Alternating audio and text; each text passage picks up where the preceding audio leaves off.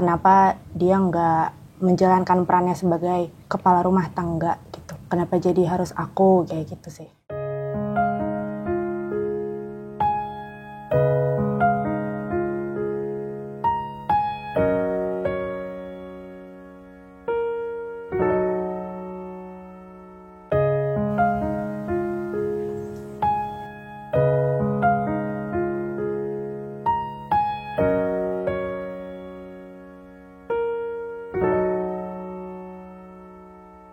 Halo, nama aku Intan. Halo, nama aku Rala. Saya Tafakur. Biasa dipanggil Ari. Nama gue Ius. Aku Gita. Salam kenal juga Intan. Salam kenal Gita. Halo.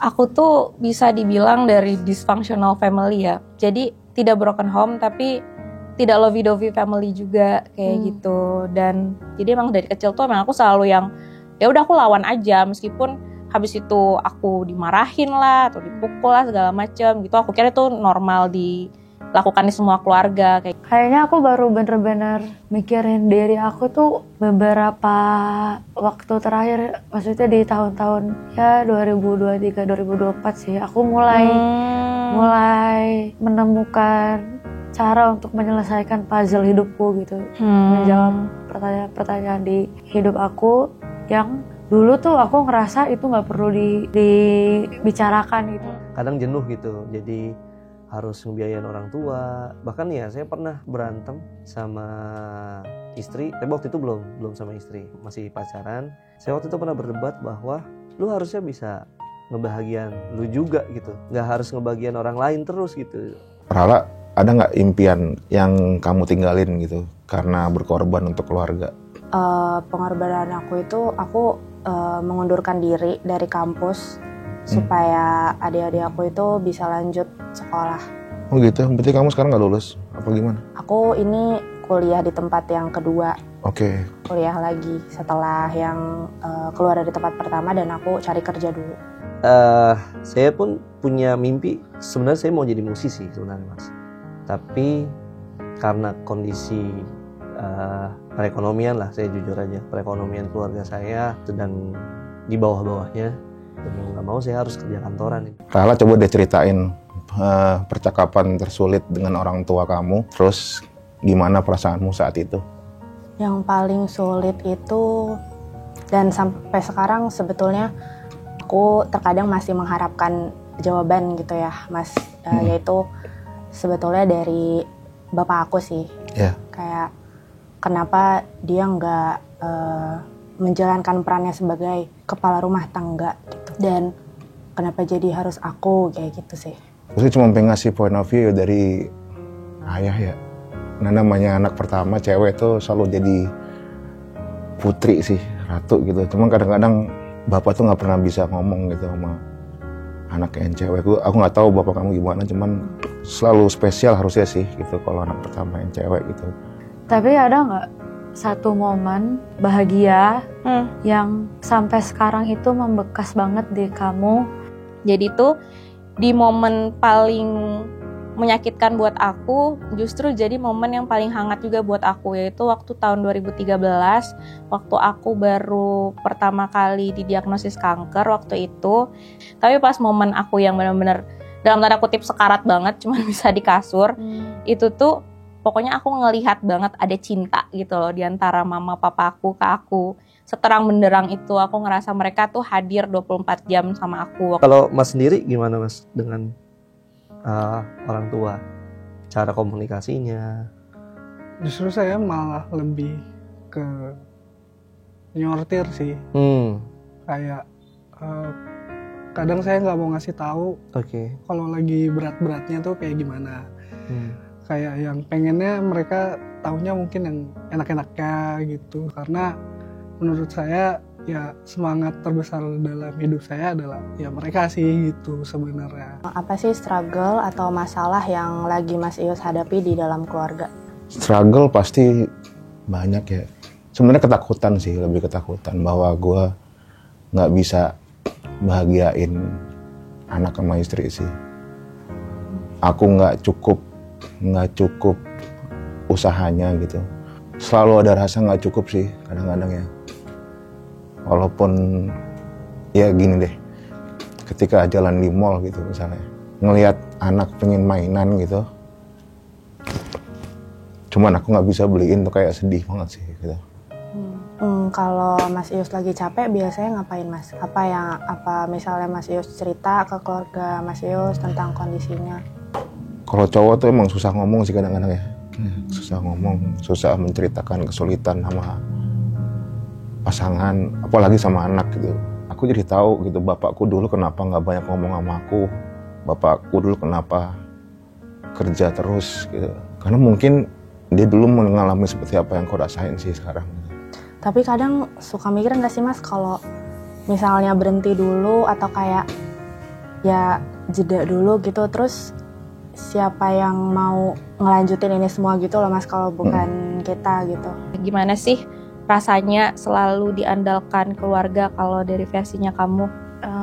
Gimana rasanya aku selalu diandalkan? Aku ngerasa kayaknya kalau ngomongin tentang orang-orang yang mengandalkan aku, jujur aku nggak merasa keberatan sih, soalnya aku selalu ngerasa kayaknya itu memang tujuan aku di dunia gitu. Oke, yang saya syukurin dalam hidup ya, saya sangat bersyukur sih untuk kehidupan saya saat ini. Saya dikelilingi oleh orang-orang yang positif gitu. Circle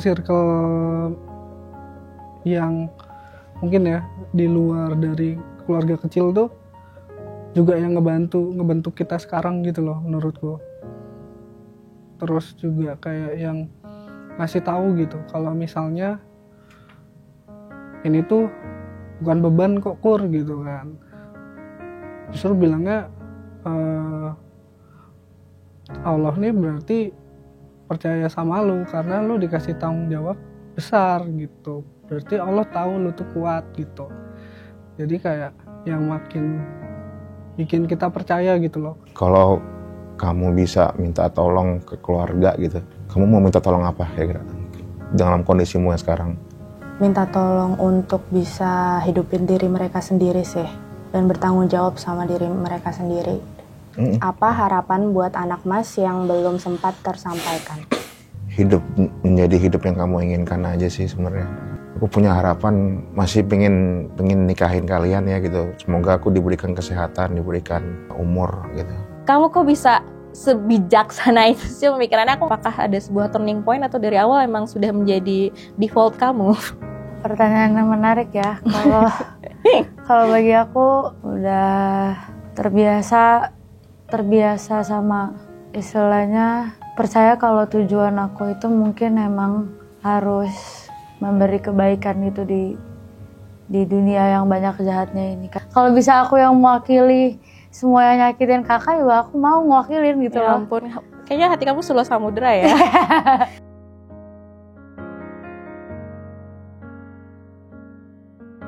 Kalau aku bisa kasih pesan ya untuk kakak, aku benar-benar salut banget sama kakak yang udah membuka diri untuk tahu luka-luka kakak dan menyelam di dalamnya.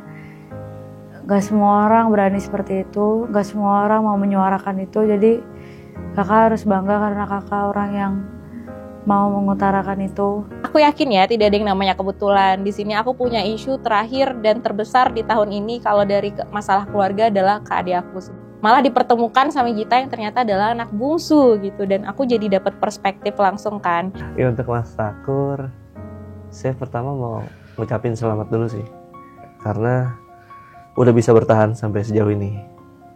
Karena saya nggak bisa ngebayangin kalau di posisi Mas gitu. Gue yakin sih kita tuh punya satu kesamaan Mas, dibanding dibilangnya pinter, ganteng atau misal apa ya, karena kan cuma lihat bayangan ya. Tapi kita punya satu kesamaan tuh, emang bakat kita tuh kerja keras Mas. Betul.